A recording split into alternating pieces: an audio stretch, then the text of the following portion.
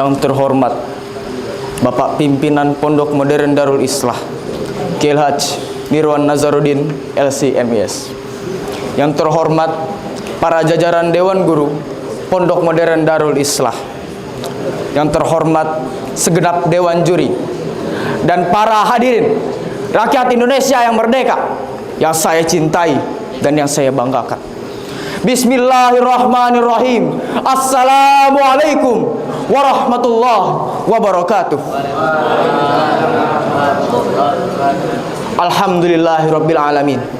Assalatu wassalamu ala asyrafil anbiya'i wal mursalin wa ala alihi wa sahbihi ajmain.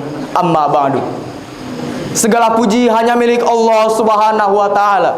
Atas karunia-Nya lah kita dapat berkumpul di tempat yang berkah, insyaallah. Salawat beriringkan salam semoga selalu sampai kepada Nabi yang paling mulia Muhammad sallallahu alaihi wasallam beserta para keluarga dan sahabat-sahabatnya. Ketiga, terima kasih kepada pembawa acara yang telah mengizinkan saya untuk menyampaikan pesan kepada kalian rakyat Indonesia yang membanggakan. Hadirin yang saya banggakan, negara layaknya bangunan yang memerlukan fondasi yang kokoh agar dapat berdiri tegak. Namun, apabila salah satu fondasinya rapuh dan roboh, maka ia akan hancur sepenuhnya secara perlahan.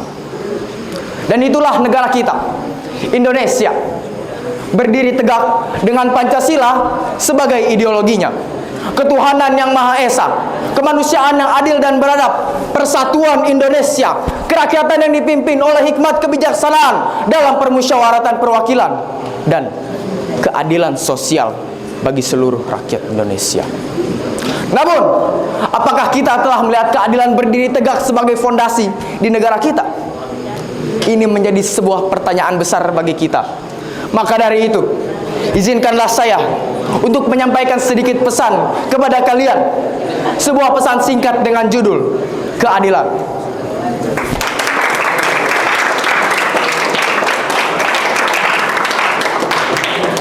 Hadirin yang saya banggakan, sebagaimana yang telah kita ketahui bahwa keadilan merupakan hak dasar bagi setiap manusia.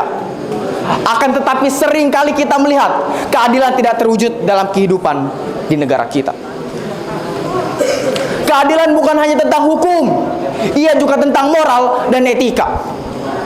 Keadilan berarti memberikan hak yang sama kepada setiap orang tanpa memandang ras, agama, dan status sosial. Namun sering sekali kita melihat keadilan tidak terwujud dalam kehidupan sehari-hari. Kita melihat korupsi, penindasan, dan rasisme berjalan di kehidupan kita. Kita ambil contoh rakyat Papua. Mereka hidup dengan kekayaan alam yang melimpah, namun kehidupan mereka jauh dari kata layak dan merdeka.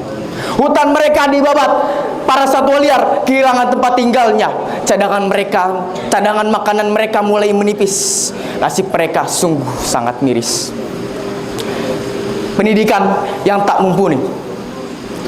Ekonomi apalagi. Apakah ini yang disebut negara yang adil? Tentu tidak. Seorang pemimpin dari sebuah negara harusnya peduli akan hal ini. Namun nyatanya apa? Malah tambah parah. Bahkan kabarnya hutan mereka akan diganti dengan sawit. Sungguh membuat mereka semakin menjerit. Hadirin, Rasulullah SAW pernah bersabda, sesungguhnya orang yang paling dicintai oleh Allah pada hari kiamat dan yang paling dekat dengannya adalah pemimpin yang adil. Sedangkan orang yang paling dibenci oleh Allah dan yang paling jauh darinya adalah pemimpin yang zalim. Hadis riwayat Tirmizi. Hadirin yang saya banggakan, keadilan bukan hanya tentang individu, tapi juga tentang masyarakat. Keadilan berarti menciptakan masyarakat yang adil dan sejahtera bagi semua orang. Ingatlah para hadirin, sebagai generasi penerus bangsa, kita harus menjunjung tinggi keadilan agar terciptanya kesejahteraan dan kemaslahatan bagi semua orang. Keadilan tidak dapat datang dengan sendirinya. Ia harus digapai dengan usaha. Jadi, mari kita berjuang untuk keadilan. Mari kita berjuang untuk hak kita. Dan mari kita berjuang untuk masa depan bangsa yang lebih baik. Ingatlah para hadirin, Indonesia emas bukan sekedar rencana dan kata-kata, tapi ia harus diwujudkan. Dan kitalah orang yang akan mewujudkannya, insya Allah. Semoga Allah senantiasa memberikan kita hidayah, kekuatan, dan keimanan agar kita tidak terpengaruh oleh buruknya kehidupan. Akhir kata, wallahul muwaffiqu ila aqwamit thoriq.